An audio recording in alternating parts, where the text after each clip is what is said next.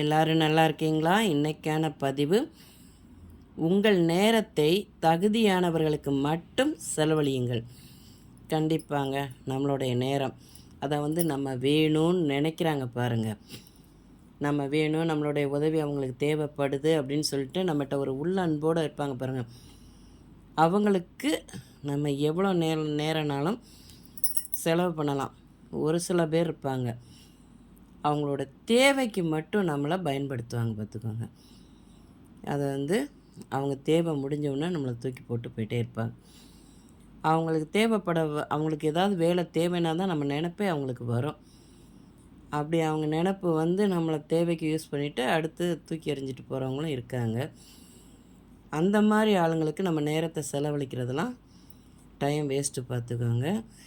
எப்பையும் உள்ளன்போடு நம்மளுடைய உதவி தேவைன்னு நினைக்கிறாங்க பாருங்கள், அவங்களுக்கு நம்ம எவ்வளோ நாளும் நேரத்தை செலவழிக்கலாம்.